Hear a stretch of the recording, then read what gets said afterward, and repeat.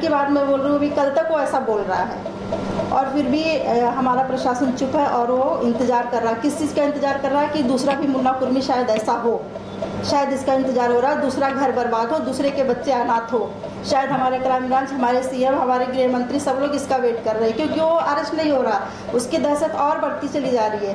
वो कर रहा है, मैं अगर मुन्ना कुर्मी का ऐसा कर सकता हूँ तो मैं किसी को भी कर सकता हूँ। वो उसकी आवाज़ है विजय गुहा कुलकर्णी की, तो आखिर वो अरेस्ट क्यों नहीं हो रहा है? हम बार बार हम लोग वही ना आके गुहार लगा रहे हैं कि उसको अरेस्ट करो। आखिर हमें रीज़न भी बताओ कि अरेस्ट क्यों नहीं हो रहा है। ऐसा कुछ कारण आपको बताया था उन्होंने, आपके पति ने, कि इस कारण की वजह से वो लोग अरेस्टमेंट कर रहे हैं? कारण हाँ, अरेस्टमेंट मुझसे खंडनी वगैरह मांगते थे, तो लेकिन उनका कोई ऐसा काम ही नहीं था कि खंडनी दे इन लोग को। जैसे लोगों से मांगते हैं लाख रुपए, 2-2 लाख रुपए, कभी उसकी पालकी जाती है, कभी उसका बर्थडे होता है, कभी और प्रोग्राम होते हैं। वो लोगों की सेवाएं कहाँ से करता है? यहीं से करता है, लोगों से खंडनी मांगता है और लोगों की सेवाएं करता है। वो वाइट दिखता है फिर उसमें कि वाइट कॉलर है वो, तो ऐसा इनसे भी खंडनी मांगता था। कभी 4 लाख मांगता था, कभी 2 लाख मांगता था, कभी 1 लाख मांगता था। लेकिन ये क्या बोलते थे कि मैं ऐसा कोई काम नहीं करता हूँ कि मैं तुम लोग को खंडनी दूँ, और इसके लिए खंडनी ये कभी नहीं दिए, कभी नहीं बोले मेरी जान चली जाएगी लेकिन मैं खंडनी नहीं दूंगा। उसके लिए इनको धमकियां भी दी, इनका कई बार अपहरण भी किए वो लोगों ने, लेकिन ये चीज़ को कभी स्वीकारा ही नहीं कि मैं खंडनी तुम लोग को दूंगा।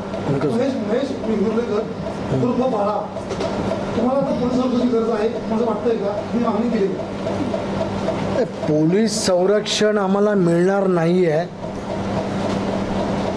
आम्ही यापूर्वी पण सांगितलं की मेलो तरी 72, परंतु ही गुंडागिरी संपली पाहिजे। सर्वसामान्यचा श्वास जो कोंडतो आहे हा कुठेतरी सुटला पाहिजे, कारण पोलीस संरक्षण आम्ही जरी मागितलं तरी आम्हाला मिळणार नाही। आम्हालाच काय, मुन्ना कुर्मीच्या कुटुंबाला कोणाला घरातल्यांना मिळणार नाही आहे, कारण याच्यामध्ये अजून कोणाची हत्या होईल ह्याचा पण फरक सरकारला पडणार नाही आहे। कारण बुवा गँग एवढी मोठी आहे की याचं म्हणजे आत्तापर्यंत आम्ही लहानपणापासून ऐकून आलं, छोटा राजन म्हणा, दाऊद म्हणा, दगडी चाळ म्हणा, अमर नाईक म्हणा, अनेक गँगवर ही त्याच्या पुढे गेलेली आहे। ह्यामध्ये मुख्यमंत्री म्हणा किंवा कोणी म्हणा ह्याच्यात लक्ष देणार नाही, परंतु यशवंत जाधव आणि आपले गृहमंत्री योगेश कदम यांची एवढं जवळीक आहे ना की मला नाही वाटत। परंतु या मंजुषा परब यांना सस्पेंड करून, निलंबित करून यांची जर विभागीय चौकशी झाली किंवा पोलीस खाक्याला जर दाखवला गेला तर या केसचा उलगडा होऊ शकतो। आणि विजूबुवा कुलकर्णीला ज्या दिवशी अरेस्ट करतील, ज्या दिवशी विजूबुवा कुलकर्णी अरेस्ट करतील तेव्हा हा यशवंत जाधव भागीदार कसा, व्यावसायिक कसा हे सांगितले। परंतु माझगावमध्ये जेवढे विकासकाची जेवढी कामं चालू झालेत तिकडे फक्त विजूबुवा कुलकर्णी। आपण बोला की आंदोलन करणार आणि न्यायालय झालं, परत तुमच्या काहीच नाही, मग न्यायालयामध्ये तुमची बाजू कशी टिकेल? नाही, न्यायालयामध्ये आमची बाजू टिकू शकते, कारण याच्यामध्ये जो पोस्टमॉर्टम रिपोर्ट जो दाखवला गेला आहे, पोस्टमॉर्टम रिपोर्ट जो आहे हा भयानक आहे। डोक्याचे 3 तुकडे केले गेले आणि एवढं सर्व असताना FIR मध्ये अज्ञात इसमाच्या विरोधामध्ये, मुख्य म्हणजे घरातली लोक जबानीला होती, घरातली लोक जबानी द्यायला असताना देखील अज्ञात व्यक्तीच्या विरोधात कसा काय गुन्हा दाखल होऊ शकतो? संपूर्ण इतक्या निर्भीडपणे हे मागण्यात आलं, याची काय गुन्हेगारी पार्श्वभूमी होती का? मुन्ना कुर्मीची पार्श्वभूमी नव्हती, त्यांनी कधी कोणाला शिवी दिली नव्हती किंवा त्यांनी कधी स्वतःहून जाऊन कधी NC दिली होती किंवा त्याच्या विरोधात कुठली NC नव्हती। अदखलपात्र गुन्हा किंवा दखलपात्र गुन्हा नव्हता मुन्ना कुर्मीच्या बाबतीत।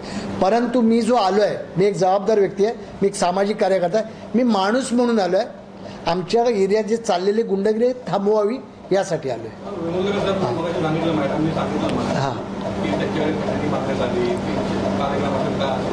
हां कारण सांगतो, यशवंत जाधवचं काम संपलं होतं, इलेक्शन संपलं होतं 8 ऑक्टोबर 2018 मातोश्रीवरती यशवंत जाधव जेव्हा घेऊन गेला, शिवबंधन बांधलं आणि 2019 इलेक्शनमध्ये मुन्ना कुर्मीचा वापर केला गेला. वापरून झाल्यानंतर त्याला जी आश्वासन दिली होती त्यामुळे मुन्ना कुर्मी काही कामं मागायला गेला होता. मुन्ना कुर्मी हा सब कॉन्ट्रॅक्टर होता. जे आपल्याकडे जी नवीन पिढी वगैरे जी काय जे आहेत तरुण त्यांना तो हातभार लावून कामही करायचा. परंतु दिलीप वागसकर आणि यशवंत जाधव हे बुवाला सांगायचे की त्याच्याकडून खंडणी माग, त्याच्याकडे कामं भरपूर आहेत, असं म्हणजे चेष्टा मस्करी भरपूर प्रमाणात, आणि तसं त्याला ते धमकवलं जायचं, जगणं बेहाल केलं होतं आणि त्याच्याकडून ते पैसे मागायचे. त्या संदर्भात त्यांनी पोलिसात तक्रार केली होती का? पोलिसामध्ये तक्रार दिली होती, त्याचे काही पुरावे पोलीस स्टेशनला आपल्या क्राईमला आम्ही दिलेले आहेत. परंतु पोलिसांनी त्या मुन्ना कुर्मीला जेव्हा 4 वेळा उचलून नेण्यात आलं, किडनॅप करण्यात आलं, तेव्हा पोलीस स्टेशनला सांगण्यात आलं, परंतु पोलिसांनी सोमोटो दाखल करून स्वतःहून घेतलेली नाहीये, जी कायद्यामध्ये बसते. कायदेशीर कायदा तोडून पोलिसवाले या सर्व गोष्टी केलेत. कुलकर्णी सुद्धा काहीतरी पदाधिकारी असं ऐकलंय भाजपचा. बरोबर आहे. पदाधिकारी म्हणजे विजूबुवा कुलकर्णी जो आहे हा अखिल भारतीय माथाडी कामगार संघटना आहे, त्याचा हा सचिव आहे. हा सचिव आहे. विजूबुवा कुलकर्णीने 2019 मध्ये नाही 97 मध्ये एक पहिली हत्या केली, त्याच्यानंतर 2014 मध्ये एक हत्या केली आणि त्या हत्या दोन्ही त्या कॉटनलाच झाल्या. कॉटनला दहशत केली आणि तिकडचं जेवढं गाडी पार्किंग वगैरे ज्या काही गोष्टी आहेत त्याने हातात मिळवल्या. इव्हन बॉम्बे पोर्टरोच्या ज्या तिकडे जेवढा स्क्रॅप पडलाय 50 करोडचा स्क्रॅप या विजूबुवा कुलकर्णींनी विकला. तरीही पोलीस स्टेशनला एवढ्या तक्रारी आल्या, परंतु पोलीस स्टेशननी एकही तक्रार घेतलेली नाहीये. कारण विजूबुवा कुलकर्णीच्या बाबतीमध्ये तक्रार देणं, दिलीप वागसकरच्या बाबतीमध्ये तक्रार देणं, त्या तक्रारदाराला गेटच्या बाहेर पाठवणं आहे की ती तक्रार केराच्या टोपलीमध्ये टाकणं एवढंच माहीत आहे. बोला. उल्लेख केला की विजूबुवांनी 2 मर्डर केलेले, त्यामध्ये तो नामजद आहे का? त्याला अटक झाली होती का?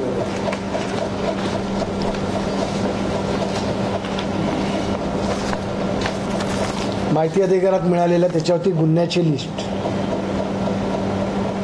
आपण जे 50 कोटी ट्रकचा भंगार विकले हे आकडा तुम्ही कोणी सांगितलं? 50 कोटी आकडा हा खोटा आकडा नाहीये. तुम्ही सांगितलं तुम्ही? हा पुरा लहान लहान मुलांनाच माहिती आहे. हा विभागामध्ये माहिती आहे. कारण विजूबुवा कुलकर्णी एवढं याचं नाव आहे ना, तो खुल्लेआम बोलतो. अहो या मर्डरची चेष्टा चालली आहे. कालपर्यंत हा दिलीप वागसकर म्हणून बसून होता, अरे मी करोडो रुपये टाकले, मला अटक होऊ शकत नाही. जो आज विजूबुवा कुलकर्णी बोलतोय तो खुल्ला बोलतोय, ज्या दिवशी मला अटक होईल त्या दिवशी मी पहिला यशवंत जाधवचं नाव घेणार, कारण माझा पार्टनरच यशवंत जाधव आहे. कारण माझी गरज लोकांना आहे, लोकांची गरज मला नाही आहे. असं का बोलतो? हे बघा, तुम्हाला हेच दाखवतो. खुल्लेआम ही यमराज गँग, ही आताच्या पिढीची ही यमराज गँग. तुम्ही बघत असाल तलवारीनी किंवा चॉपरनी वगैरे एखादा केक कापला त्याला सजा होते. हेच हत्यार बाळगले गेलं हो त्या मर्डर केसमध्ये. कुठे आहे? काही नाही.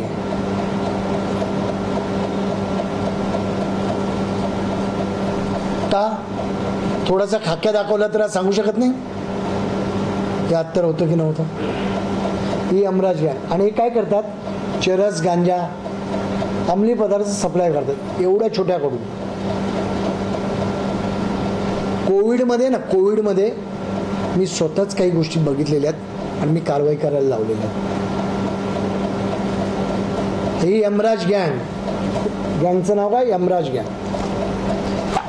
दुसरं रात्रीचं लुटायचं त्या गँगचं नाव देवराज गँग.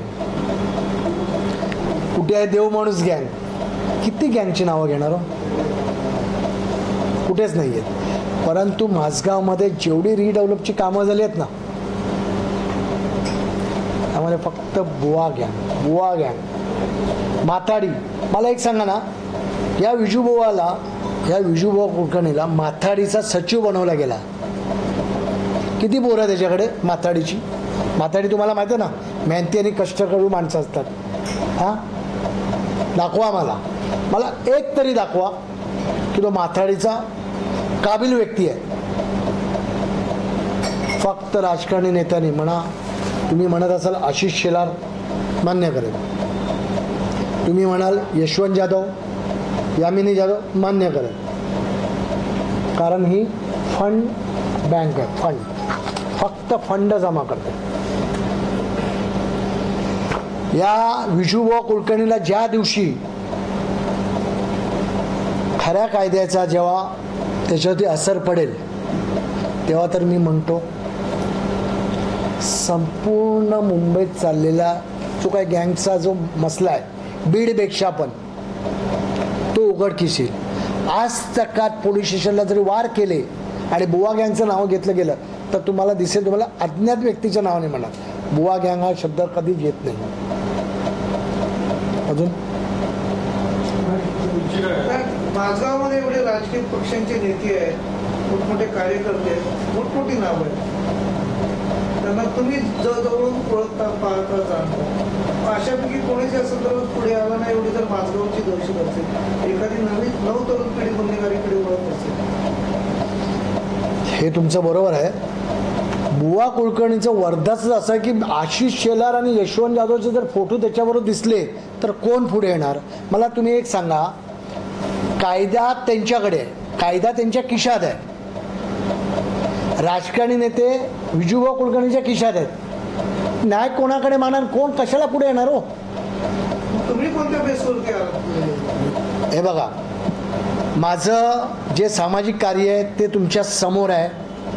माझं काय लपवालपी त्याच्यात माझा वैयक्तिक इंटेन्शन काही नाही आहे. परंतु तो माझ्या जीवाभावाचा मित्र होता. एक माणूस म्हणून मी त्याचं कार्य बघितलेलं आहे. मी पक्ष म्हणून नाही आलो, मी तुम्हाला वारंवार सांगतोय, मी माणूस म्हणून आलो. अजित दादा पवार एनसीपी गटाचे ते मोठे पदाधिकारी होते, त्यांच्याकडूनही काही हालचाल नाही झाली? नाही, त्यांच्याने प्रयत्न केले, त्यांच्याने भरपूर काय प्रयत्न केले, परंतु राजकारणच वेगळं आहे. त्यांच्यावरती कोणतरी आहे जे सत्ताधारीमध्ये जे बसलेले आहेत. अहो, आशिष शेलार हे पालकमंत्री आहेत, उपनगराचे पालकमंत्री आहेत. त्यांच्या विरोधात कोण जाणार? शिवाय कायदे पंडित पण आहेत, त्यांच्या विरोधात कोण जाणार? ते ताक पण फुकून पितात, परंतु ताक फुकून पियाची गोष्टच वेगळी आहे. या केसमध्ये माणुसकी हा शब्दच पुसला गेलेला आहे. मला वर्धास्त करायचं आहे आणि मला नाव कमवायचं आहे. पण मी तुम्हाला एकच सांगतो, विजूबुवा कुलकर्णीला ज्या दिवशी कायद्याचा धाक राहील त्या दिवशी स्पष्ट होईल ह्याचा आक्का कोण आणि ही हत्या का केली गेली. परंतु गुजरातमधून जो राजेश वालिया जो आहे,